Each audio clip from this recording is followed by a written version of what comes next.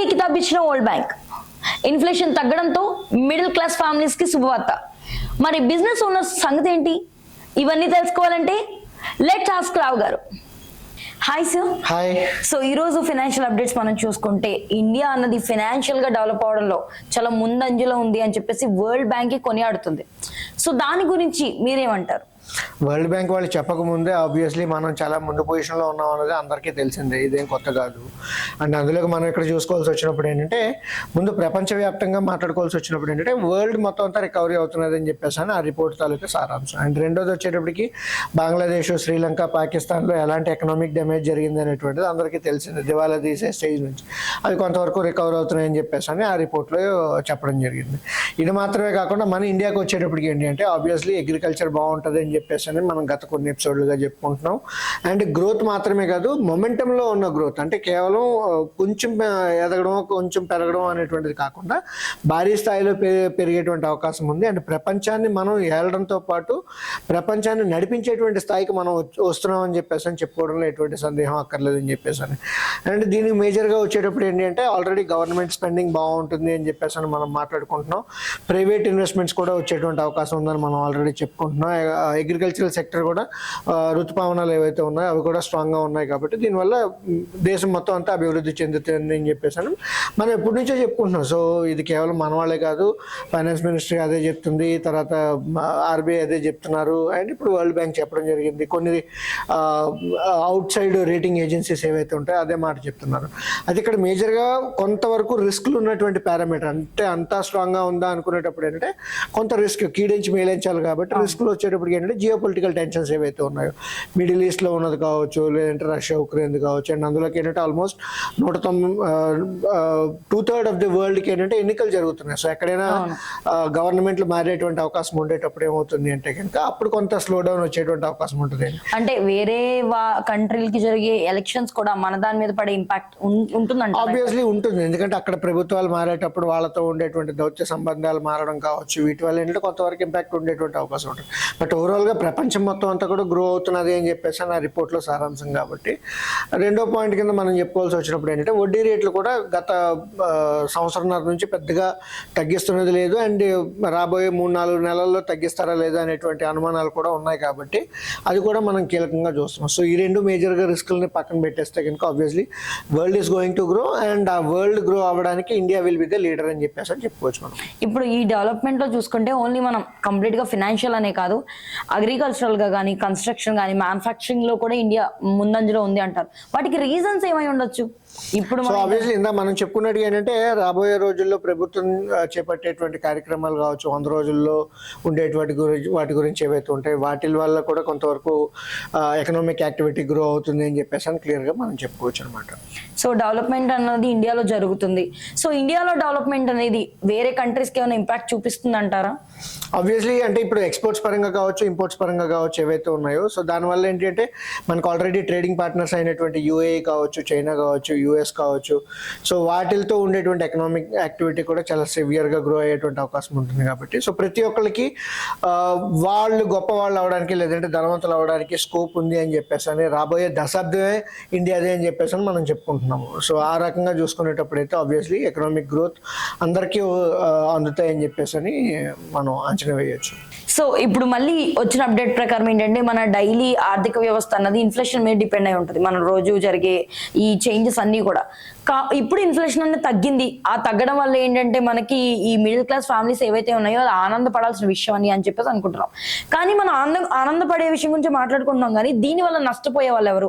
ఆ ఇంపాక్ట్ మిగతా వాళ్ళ మీద ఎలా ఉండబోతుంది? ఒకటి మేజర్గా ఇన్ఫ్లేషన్ తక్కువ లెవెల్లో ఉంటూ గ్రోత్ మంచి లెవెల్లో ఉంటే కనుక ఆబ్వియస్లీ అందరికీ మంచి పరిణామం అని చెప్పేసి చెప్పుకోవచ్చు. సో ఇన్ఫ్లేషన్ ఎప్పుడైతే తక్కువ లెవెల్స్లో ఉంటుందో వడ్డీ రేట్లు తగ్గుతూ ఉంటాయి, అండ్ ఎకనామిక్ యాక్టివిటీ అనేటువంటిది గ్రో అవుతుందని చెప్పేసి చెప్పుకోవడంలో ఎటువంటి సందేహం లేదు.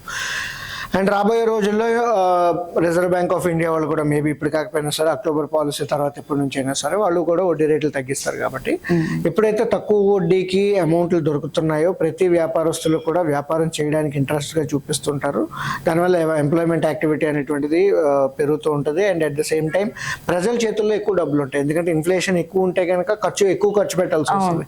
అదే తక్కువ ఖర్చు పెడుతున్నారు అంటే కనుక వాళ్ళ తాలూకా సేవింగ్ పొటెన్షియాలిటీ పెరుగుతుంటుంది, ఇన్వెస్ట్మెంట్ పొటెన్షియాలిటీ పెరుగుతుంటుంది, కన్జంప్షన్ పెంచుకునేటువంటి అవకాశం ఉంటుంది. సో ఆబ్వియస్లీ ఇన్ఫ్లేషన్ అనేటువంటిది తక్కువ లెవెల్స్లో ఉండడమే మంచిది. అలా అని చెప్పేసరి మరి 0 లెవెల్స్లో కాదు, తక్కువ లెవెల్స్లో ఉండడం అనేటువంటిది, నామినల్గా ఉండడం అనేటువంటిది ఎప్పుడైనా సరే మంచిదని చెప్పేసి చెప్పుకోవచ్చు మనం. సో దానికి సేవింగ్స్కి హెల్ప్ అవుతుంది అండ్ దాంతో పాటు మధ్య తరగతి వాళ్ళు బతకగలరు అని చెప్పేసి అంటున్నారు. అండ్ అందులోకి ఇప్పుడు మీరు చెప్పినటువంటి ఇన్ఫ్లేషన్ లెవెల్స్లో చూసుకునేటప్పుడు ఇలాగ ఇన్ఫ్లేషన్ కాంపోనెంట్స్ ఏవైతే ఉంటాయో అందులో క్లోతింగ్ కావచ్చు, ఫుట్వేర్ కావచ్చు, ఎడ్యుకేషన్ కావచ్చు, సర్వీసెస్ కావచ్చు, తర్వాత టొబాకో, పాన్, ఇవన్నీ ఏవైతే ఉన్నాయో అవి కావచ్చు, వెజిటేబుల్స్ కావచ్చు, పల్సెస్ కావచ్చు.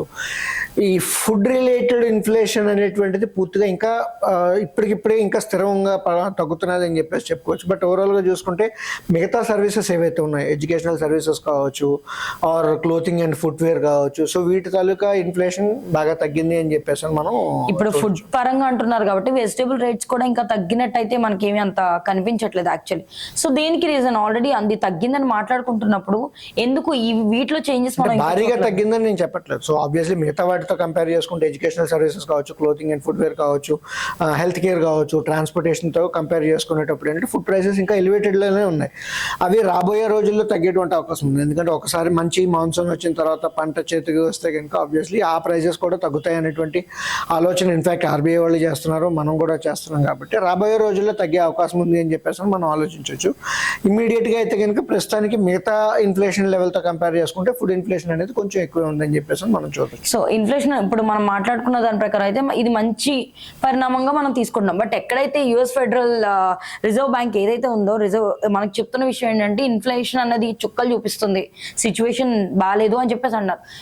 దాని వెనకాల ఉన్న రీజన్ ఏంటి? ఇన్ఫ్లేషన్ అనేది వాళ్ళకి యుఎస్ వాళ్ళది మనది కంపేర్ చేసుకోవాల్సి వచ్చినప్పుడు ఏంటంటే వాళ్ళ తాలూకా మానిటరీ పాలసీస్ కావచ్చు, వాళ్ళు అవలంబించినటువంటి ఆర్థిక విధానం ఏదైతే ఉందో దాని తాలూకా బ్యాక్ ఫైరింగ్ అనేటువంటిది ఇప్పుడు కనబడుతుందని చెప్పేసాను. బట్ ఇండియాలోకి వచ్చేటప్పటికి వాస్ట్ డెమోగ్రఫిక్ కంట్రీ అండ్ ఉన్నటువంటి జనాభాకి ఏవైతే ఉందో, సో ఈ 145 కోట్ల జనాభాలో చూసుకునేటప్పుడు ఏంటంటే డిసెమినేట్ అవ్వడం అనేటువంటిది చాలా ఈజీ అయిపోయింది. బట్ అక్కడ ఉన్నటువంటి వాళ్ళు తీసుకున్నటువంటి ఆర్థిక నిర్ణయాల వల్ల ఇప్పుడు దానికి బ్యాక్ ఫైర్ కింద మనం చూస్తున్నాం. బట్ ఇండియాలో వచ్చేటప్పటికి ఆర్బీఐ తాలూకా ఇన్ఫ్లేషన్ లెవెల్ ఏదైతే ఉందో 2% నుంచి 6% మధ్యలో ఉండాలి అని చెప్పేసాను. ఇప్పుడు ఇవాళ నిన్న వచ్చినటువంటి రీడింగ్ ఏదైతే మనం చూసుకుంటున్నామో ఆ రీడింగ్ పరంగా మనం మాట్లాడుకోవాల్సి వచ్చినప్పుడు కూడా ఈ లెవెల్స్ ఏవైతే ఉన్నాయో సో డీసెంట్ లెవెల్స్లో ఉన్నాయని చెప్పేసి మనం చెప్పు. అండ్ మనం ప్రతి విషయాన్ని ప్రమాదం జరగకముందే మనం కంట్రోల్ చేయగలుగుతున్నాం. So that is one of the greatest thing which RBI is doing అని చెప్పేసి చెప్పడంలో ఎటువంటి సందేహం లేదు. సో మరి మన ఆర్బీఐ ఫేస్ చేస్తున్న సిచ్యువేషన్ ప్రకారం చూసుకుంటే 2 నుంచి 6 మధ్యలో ఉండాలి. ఒకవేళ అది దాటినా తగ్గినా ఎటువంటి పరిణామాలు చూడొచ్చు అంటారు? ఇప్పుడు ఈ నియర్ టైంలో అయితే కనుక ఆ ప్రశ్నే తలెత్తేటువంటి అవకాశం లేదు. ఎందుకంటే ఇన్ఫాక్ట్ ఒకవేళ పెరిగినా కూడా 5% దాటేటువంటి అవకాశం అయితే మనకు ప్రస్తుతానికైతే కనిపించింది. ఎందుకంటే డీసెంట్ మానిటరీ పాలసీ ఉంది అండ్ గవర్నమెంట్ కూడా వాళ్ళ తాలూకా పాలసీ, ఫిజికల్ పాలసీస్ ఏవైతే ఉన్నాయో అవి కూడా చాలా జాగ్రత్తగా చేస్తున్నారు. కాబట్టి మేజర్గా చెప్పడానికి ఏంటంటే మనం స్థిరంగా ఉన్నాం కాబట్టి అయితే 6 పైకి వెళ్ళడానికి అనేటువంటి స్కోప్ చాలా తక్కువ ఉంది. అలా అని చెప్పేసి 2 బిలో వచ్చేటువంటి అవకాశం కూడా ఇప్పట్లో లేదు.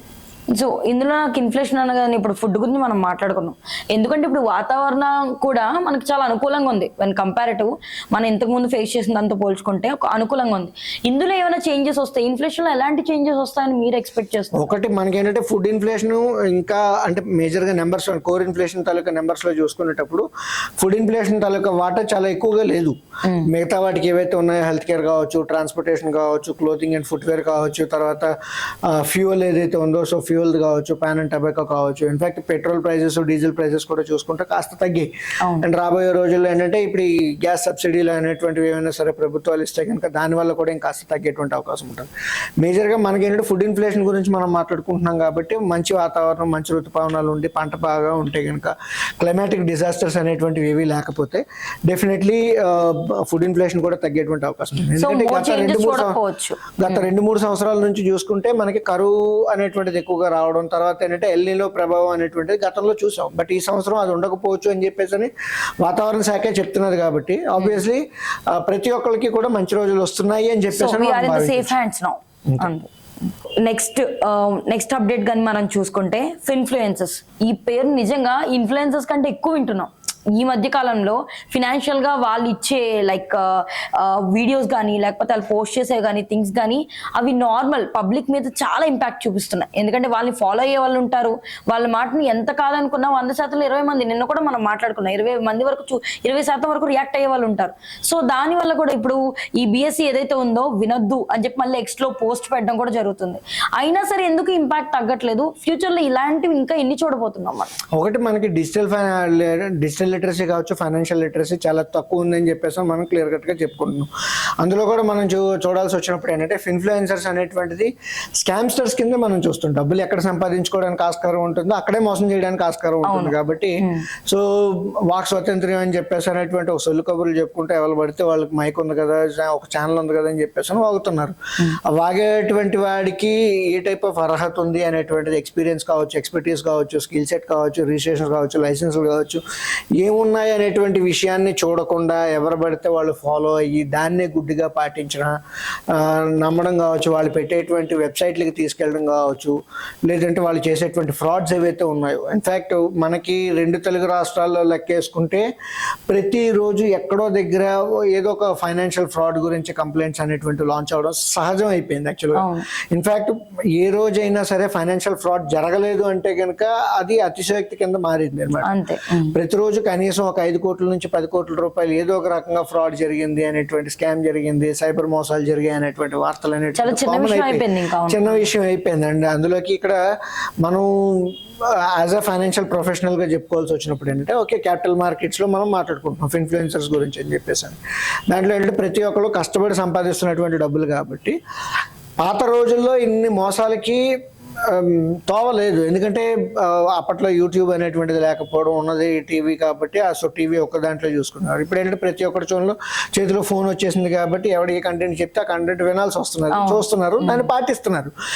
వినడం తప్పు కాదు, పాటించేటప్పుడు ఏంటంటే ఓకే దాంట్లో మంచి చెడు ఏంటి అనేటువంటిది ఒకసారి వీళ్ళ ఫ్యామిలీ మెంబర్స్లో ఆలోచించుకోవడం, లేదంటే ఒక ప్రొఫెషనల్ స్థలకి హెల్ప్ తీసుకోవడం అనేటువంటిది చేయాలి.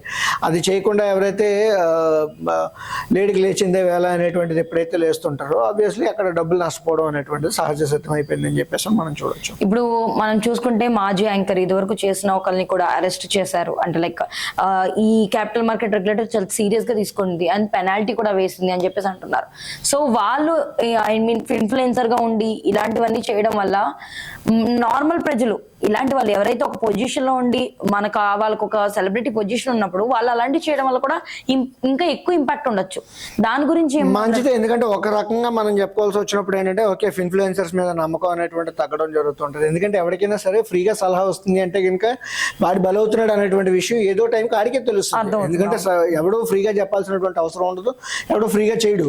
మనం అంటే okay as a responsible financial planner గా అనుకోండి, లేదంటే ఒక రెస్పాన్సిబుల్ సెబీ రిజిస్టర్డ్ ఎంటిటీ కింద, పిఎఫ్ఆర్డిఏ రిజిస్టర్డ్ ఎంటిటీ కింద ఓకే మనం చేస్తున్నాం కాబట్టి మన బాధ్యత, అది నా బాధ్యత కాబట్టి ఆ రకంగా మనం చేయడం జరుగుతుంది. ఇప్పుడు దానివల్ల నాకు రూపాయి వస్తుందో రాదో అనేటువంటిది పక్కన పెట్టేస్తే ఓకే ఫైనాన్షియల్ అవేర్నెస్ క్రియేట్ చేయాలి అని చెప్పేసి ఫైనాన్షియల్ ఎడ్యుకేషన్ అనేటువంటిది ఏదైతే ఉంటుందో, సో సంపద ఫినిడ్యూ అని చెప్పేసి మనం అనేక రకాల కార్యక్రమాలు చేస్తున్నాం. దాంట్లో ఇది ఒక పార్ట్ కింద మనం చూస్తున్నాం. బట్ ఇప్పుడు సెబీ విషయానికి వచ్చేటప్పటికైతే కనుక ఆబ్వియస్లీ ఇన్ఫ్లుయెన్సర్స్ మీద చాలా కఠినంగా ఉంది. అప్పట్లో ఏంటంటే నజీర్ అని చెప్పేసి నజీరుద్దీన్ అన్సారీ పేరు ఏదో ఉంటుంది, 17 కోట్ల రూపాయలు పెనాల్టీ కట్టాల్సి వచ్చింది. తను ఏంటంటే ఒక ఇన్ఫ్లుయెన్సర్. సో ఆ రకంగా వచ్చేటప్పటికి రెండోది ఏంటంటే రవీంద్ర భారతి అని చెప్పేసి ఇంకో ఇన్ఫ్లుయెన్సర్ అనమాట, తన దగ్గర నుంచి 12 కోట్ల రూపాయలు వసూలు చేయడం జరిగింది. నెక్స్ట్ స్టాక్ మార్కెట్లో పిఆర్ సుందర్ అన్న పేరు వినని వాళ్ళు ఎవరు ఉండరు. సో తన దగ్గర నుంచి ఒక 6 కోట్ల రూపాయలు అనేటువంటిది వసూలు చేయడం. ఇప్పుడు దరిద్రం ఏంటి అంటే కనుక ఇన్ఫాక్ట్ టీవీల్లో కూడా స్కామ్లు చేసేవాళ్ళు ఎక్కువైపోయారు. ఫ్రంట్ రన్నింగ్ కావచ్చు, ప్రివెన్షన్ ఆఫ్ ఫ్రాడ్యులెంట్ యాక్టివిటీస్ అని చెప్పేసి పిఎఫ్యూటీపీ అని చెప్పేసి ఒక రెగ్యులేషన్ ఉంటుంది సెబీలోని. అంటే ఈ ఫ్రంట్ రన్నింగ్ కావచ్చు, పంప్ అండ్ డంప్ కావచ్చు, ఇలాంటివి ఏంటంటే జనరల్గా ఇంతవరకు ఓకే టీవీ అంటే బాగా చూడాల్సినటువంటి అవసరం ఉండేది. ఓకే యూట్యూబ్లో ఎవడ పడతాడు కంటెంట్ పెడుతున్నాడు, వాడు దాంట్లో మంచి చెడు ఉండే.